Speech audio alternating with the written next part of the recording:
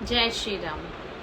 भगवान श्री कृष्ण है प्रेम का प्रतीक। भगवान श्री कृष्ण है भगवान विष्णु के 8वें अवतार, जिन्हें कहा जाता है धरती पे 16 कलाओं से परिपूर्ण। भगवान श्री कृष्ण का नाम पूर्ण होता है माता राधा से। जब हम भगवान श्री कृष्ण के श्री विग्रह को देखते हैं, तब वहाँ भगवान श्री राधा कृष्ण के साथ उपस्थित होती हैं भगवान श्री राधा कृष्ण की परम सखियाँ, जिसे कहा जाता है अष्ट सखियाँ।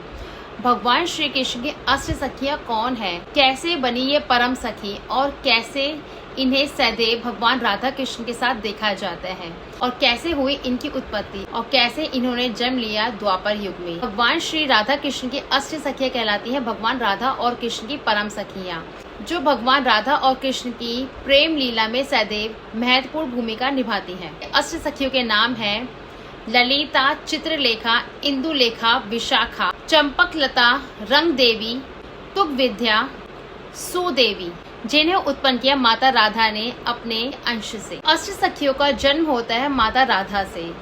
एक बार माता राधा भगवान श्री कृष्ण से मिलने के लिए अति उत्सुक थी। वह चाहती थी कि उनकी इस उत्सुकता को उनकी मित्र सहेलियां बताएं। तो उसी समय माता राधा की काया से उत्पन्न हुई उनकी सखियां। 8 सखियों का विस्तार होता है माता राधा की काया से। अष्ट सखियां माता राधा की ही शक्ति और रूप है, जो माता राधा की काया से उत्पन्न हुई है। राधा माता चाहती थी उनकी जैसे उनकी कई मित्र हो, जो उनकी बातें भगवान श्री कृष्ण तक पहुंचाएं। उसी समय माता राधा की काया और शक्ति से उत्पन्न हुई उनकी अष्ट सखियां, जो उनकी शक्ति और रूप है। अष्ट सखियां ही भगवान श्री राधा कृष्ण की प्रेम लीला में महत्वपूर्ण भूमिका निभाती हैं। यह अष्ट सखियां ही भगवान राधा कृष्ण के साथ खेलती हैं, रासलीला करती हैं और प्रत्येक दिन उनकी सेवा करती हैं। हर एक सखी का अपना विशेष गुण है और विशेष प्रेम भाव है, जिससे भगवान राधा और कृष्ण के प्रेम और आनंद में वृद्धि सदैव होती थी।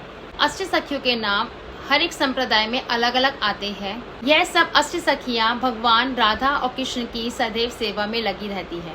सबसे पहले बात करते हैं अष्ट सखियों में से प्रथम सखी की, जिनका नाम है ललिता सखी। एक बार माता राधा खेलते खेलते बहुत प्रसन्न होने लगी। तब उन्होंने सोचा कि मेरे जैसी कोई एक और हो जो मेरे साथ सदैव खेले, मैं उसके साथ खेलूं। उसी समय उनके अंग से एक सखी प्रकट हुई, जो ललिता कहलाई, और वही सखी है अंतरंगा की सखी, जिन्हें कहा जाता है माता राधा की प्रथम सखी, जिनका नाम है ललिता देवी। ललिता जी का एक नाम अनुराधा भी है। ललिता जी है सबसे प्रमुख सखी। एक बार रास करते समय राधा कृष्ण के साथ अनेक गोपियां उपस्थित थी और ललिता जी उस समय दे रही थी पहरा। भगवान श्री राधा कृष्ण का रास सबसे भव्य रास होता है। इस रास को देखने के लिए देवी देवता भी धरती पर आते हैं। जब ब्रज में राधा कृष्ण का रास हो रहा था, तब उस समय वहाँ पे अनेक गोपियां उपस्थित थी। तो उस समय वहाँ पर किसी का प्रवेश होना निषेध होता है। रास में ललिता जी की आज्ञा के बिना कोई भी प्रवेश नहीं कर सकता। उस समय भगवान कृष्ण का वह रास देखने के लिए आए। तब द्वार पे खड़ी ललिता देवी ने उन्हें रोका और कहा, इस क्षेत्र में कृष्ण के अलावा किसी का भी प्रवेश निषेध है। तब भगवान शिव ने ललिता देवी को कहा, भगवान कृष्ण तो हमारे आराध्य हैं। तब ललिता देवी जी ने भगवान शिव से कहा, यदि आप इस रास क्षेत्र में प्रवेश करना चाहते हैं, उससे पूर्व आपको बनना पड़ेगा एक गोपी। आपको एक गोपी का स्वरूप लेना पड़ेगा, उसके बाद ही आप इस रास क्षेत्र में प्रवेश कर सकते हैं। तब ललिता देवी ने भगवान शिव को दिया गोपी स्वरूप। भगवान शिव को गोपी स्वरूप देते समय ललिता देवी ने भगवान शिव को दिया गुरु मंत्र, जिसके कारण भगवान शिव की ललिता देवी बन गई गुरु। गोपी स्वरूप देने के बाद भगवान शिव उस रास में प्रवेश कर सके और भगवान कृष्ण के साथ रास कर सके। गोपी स्वरूप भगवान शिव को कहा जाता है गोपेश्वर महादेव। गोपेश्वर महादेव का मंदिर उपस्थित है वृंदावन के क्षेत्र में, जो कि बहुत मनमोहक मंदिर है।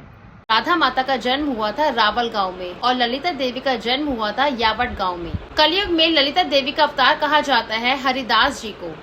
वह ही ललिता जी का अवतार है, जो वृंदावन में आज से 500 वर्ष पूर्व वृंदावन के एक गांव में हरिदास जी का जन्म हुआ। उन्होंने अपने संगीत साधना से भगवान के विग्रह को प्रकट किया।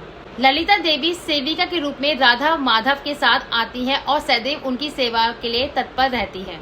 दूसरी सखी का नाम है विशाखा। जिनका जन्म हुआ था भाद्रपद के शुक्ल पक्ष की नवमी को। इंदुलेखा है तीसरी सखी, जिनका जन्म हुआ था भाद्रपद के शुक्ल पक्ष की एकादशी को। चौथी सखी है चंपकलता, जिनका जन्म हुआ भाद्रपद के शुक्ल पक्ष की सप्तमी को। इनके गांव का नाम है करहावन। पांचवी सखी है चित्रलेखा, जिन्हें कहा जाता है चित्रा। इनका जन्म स्थान है चिकसोली। इनका जन्म हुआ था भाद्रपद के शुक्ल पक्ष की दशमी को। इसके बाद आती है तुंग विद्या, जिनका जन्म हुआ था कमाई गांव में। इनका जन्म हुआ था भाद्रपद के शुक्ल पक्ष की पंचमी को। इसके बाद आती है रंग देवी। इनका जन्म हुआ था भाद्रपद के शुक्ल पक्ष की त्रयोदशी को। इनका जन्म हुआ था ढबारा गांव में। और अंतिम सखी है सुदेवी सखी। इनका जन्म हुआ था सुनहारा गांव में, जो हुआ था भाद्रपद के शुक्ल पक्ष की चतुर्थी को। ललिता देवी कोई साधारण सखी नहीं, बड़े बड़े ऋषि मुनि भी उनकी आराधना करते हैं। ललिता देवी अलौकिक और दिव्य गोपी हैं, जो कि राधा कृष्ण की सेवा में सदैव रहती हैं। एक बार हरिदास जी जब बचपन में अपने पिता के साथ मंदिर जाते हैं, तब उनके पिता भगवान शिव की शिवलिंग पर जल अर्पित करने को कहते हैं। जब हरिदास जी बचपन में भगवान शिव की शिवलिंग पर जल चढ़ाते हैं, तब वहाँ भगवान शिव किसी का रूप लेकर कहते हैं कि कोई गुरु से सेवा नहीं लेता, यह मेरे गुरु हैं। इसलिए कहा जाता है ललिता देवी अलौकिक देवी हैं। वह भगवान शिव की भी गुरु हैं। उन्होंने भगवान शिव को युगल मंत्र दिया था, श्रृंगार कराया था और रास मंडल में प्रवेश दिया था। अष्ट सखियां सदैव राधा माता को अपना आराध्य मानती है। ये अष्ट गोपियां भगवान कृष्ण से कहती है, हम आपको नहीं पूजते, हम राधा को पूजते हैं। आप राधा के प्रीतम हो, इसलिए हम आपको प्यार करते हैं। इसी को कहा जाता है सेवा भाव और सखी भाव। और इन सभी सखियों की सेवाएं अलग अलग कही जाती हैं। इन 8 सखियों की भी सेविकाएं हैं, जो सदैव उनकी सेवा में लगी रहती हैं। राधा माता से ही भगवान शिव, ब्रह्मा और विष्णु प्रकट हुए हैं। राधा माता से ही सब भगवान प्रकट हुए हैं। सभी 33 कोटि देवी देवता राधा माता से ही प्रकट हुए हैं। और राधा माता के जो प्रेमी है वह है भगवान कृष्ण। राधा और कृष्ण का जो धाम है वह है सभी धामों से सबसे ऊपर, जिसे कहा जाता है गोलोक धाम। राधा माता प्रेम की देवी है, करुणा की देवी है। उनके परलौकिक गुण है। वृंदावन में उपस्थित है एक विशिष्ट अष्ट सखी मंदिर, जिसे अष्ट सखी मंदिर या श्री राधा रास बिहारी अष्ट सखी मंदिर भी कहा जाता है। यह मंदिर मौजूद है बाकी बिहारी मंदिर के पास। इसमें राधा और कृष्ण की प्रमुख अष्ट सखियां हैं। यह मंदिर समर्पित है राधा कृष्ण की प्रमुख अष्ट सखियों को। ऐसे ही रोचक कथाओं के लिए देखते रहिए मेरे channel. Keep like, share, subscribe on YouTube, follow on Instagram। जय श्री राम।